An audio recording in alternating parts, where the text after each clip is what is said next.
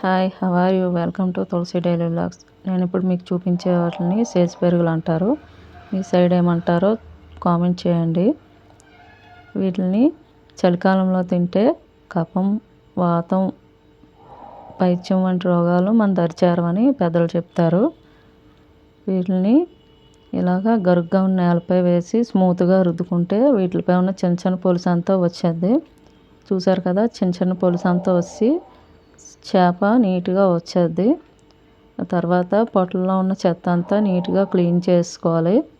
Clean చేసుకొని ఇలా చేపలన్నీ స్మూత్గానే రుద్దాలి. మరీ గట్టిగా రుద్దితే మెత్తబడిపోయి చేపలు తినడానికి పని చేయవు. నెక్స్ట్ ఇలా సాల్ట్ వేసుకొని చెత్త అంతా క్లీన్ అయిపోయిన తర్వాత నీట్గా 4-5 టైమ్స్ వాటర్తో క్లీన్ చేసుకోవాలి. ఇలా సాల్ట్ వేసి తిప్పితే అందులో ఉన్న చెత్త, ఇసుక, పులుసు అలాంటివన్నీ వచ్చేస్తాయి. వచ్చిన తర్వాత 5 టైమ్స్ వాటర్ వేసి బాగా నీట్గా క్లీన్ చేసుకొని కర్రీ రెడీ చేసుకోవడానికి ఫిష్ నీట్గా ఇలా క్లీన్ చేసి పెట్టుకుంటాం.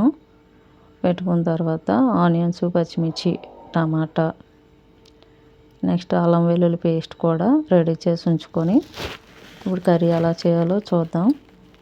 స్టవ్ పై ప్యాన్ పెట్టుకొని కర్రీకి తగినంత ఆయిల్ వేయాలి. నాన్ వెజ్ కర్రీస్కి ఆయిల్ ఎక్కువ పడుతుంది. ఆనియన్స్, పచ్చిమిర్చి వేసి ఫ్రై చేసుకుందాం.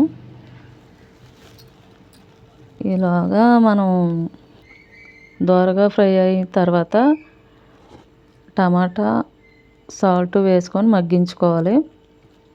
మగ్గించుకొని ఈ మగ్గేసరికి ఏంటంటే మనం ఈ కర్రీని ఈ సీజన్లో చలికాలంలో మనకు దొరికితే మాత్రం ఖచ్చితంగా తెచ్చుకొని వండుకొని తిని చూడాలి.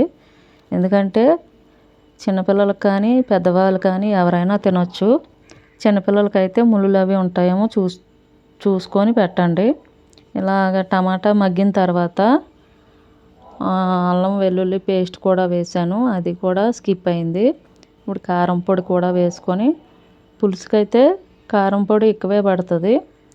ఇప్పుడు నేను ఇగురు కర్రీ చేస్తున్నాను, దానికి తగినంత కారం వేసాను. నాన్ వెజ్ కర్రీస్కి కారం పొడి ఎక్కువ ఉంటేనే కర్రీ టేస్ట్ బాగుంటుంది. ఇప్పుడు ఇలా ఫిష్ వేసిన తర్వాత చెంచాతో కలిపేయకూడదు. ఇప్పుడు నేను చూపించే విధంగా తపాలని పైకి కిందకి ఒక 2-3 టైమ్స్ ఇలా కుదుపుకొని నీట్గా ఎక్కువ కలిపి పెట్టకూడదు. ఒక 5 టైమ్స్ ఉప్పు కారం పట్టే వరకు 5 మినిట్స్ ఉంచుకోవాలి. అలా కుదిపిన తర్వాత 2 మినిట్స్ ఉంచిన తర్వాత స్మూత్గా చెంచాతో అడుగట్టకుండా సైడ్ నుంచి ఒకసారి అలా కదుపుకొని వాటర్ వేసుకోవడమే. వాటర్ వేసిన తర్వాత స్టవ్ని హై ఫ్లేమ్లో ఉంచుకొని కర్రీ అంతా వండాలి. ఈ సిమ్లో వండితే కర్రీ అంతా ఎక్కువ కుక్ అయిపోయి మెత్తగా అయిపోతాయి ఫిష్. అప్పుడు మెత్తగా అయిపోయిన తర్వాత బోన్స్, స్కిన్ వీటికే విడిగా వచ్చేస్తే కర్రీ బాగోదు. ఇలాగా ఎక్కువ కలిగి పెట్టకుండా వాటర్ వేసుకొని హై ఫ్లేమ్లో బాగా కుక్ చేసుకోవాలి. ఇగురు దగ్గర పడేదాకా కుక్ చేసుకొని ఇలా కొత్తిమీర వేసుకొని ఇగురిని దగ్గర మగ్గించుకోవడమే. అంతే, సేజ్ పెరుగుల కర్రీ రెడీ. సేజ్ పెరుగులు చేపలు అంటారు, సేజ్ బెత్తులు అని కొంతమంది అంటారు. మీ సైడ్ ఏమంటారో కామెంట్ చేయండి.